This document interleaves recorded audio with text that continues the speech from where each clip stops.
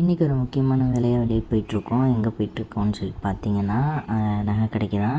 இப்போ ரீசெண்டாக தான் நான் நகை எடுத்த மாதிரி வீடியோ போட்டிருப்பேன். நகையை வந்து மறுபடியும் அடகு வைக்கிற ஒரு சிச்சுவேஷன் ஏன்னு கேட்டிங்கன்னா, நம்மளோட சிலரியோ கார் வந்துட்டு ஒர்க் ஷாப்பில் இருக்குது. அதுக்கு வந்துட்டு ரூ. 32 சம்திங் சொல்லியிருக்காங்க. ஸோ அதை கொடுத்துட்டு கார் எடுத்துகிட்டு வரணும்ல, அதுக்காக வந்துட்டு நகை கடைக்கு வந்திருக்கோம். மிடில் கிளாஸ் ஃபேமிலியில் இருக்கவங்களாம் கம்பல்சரி நகையை எடுக்கவும் வைக்கவும் இதெல்லாம் ஒரு சகஜம் தானே. ஹஸ்பண்டுக்கு பார்த்திங்கன்னா நகையை வைக்கிறதுல இன்ட்ரெஸ்ட்டே இல்லை.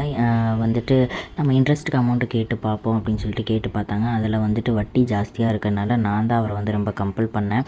வேண்டாங்க, நம்மக்கிட்ட நகை இருக்கும்போது நம்ம ஏன் வட்டிக்கு அமௌண்ட் வாங்கணும், வட்டிக்கு வாங்கினாலும் வட்டி கட்டிகிட்டு இருக்கணும், அதுக்கு நம்ம நகை இது வீட்டில் சும்மா தானே இருக்குது, சரி கொண்டு போய் வைங்கன்னு சொல்லிட்டு கொடுத்தேன். அதையும் கொண்டு போய் வச்சுட்டோம்.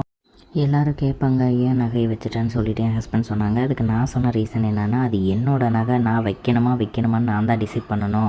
நீங்கள் கொண்டு போய் வைங்க, சொல்கிறவங்க எல்லாம் வந்து நமக்கு பணம் கொடுக்க போகிறது கிடையாது அப்படின்னு சொல்லி ரொம்ப கம்பல் பண்ணி தான் அவர்கிட்ட கொடுத்து விட்டேன். அதுக்கப்புறம் பார்த்திங்கன்னா குலதெய்வ கோயிலுக்கு போயிட்டு வந்துவிட்டோம்.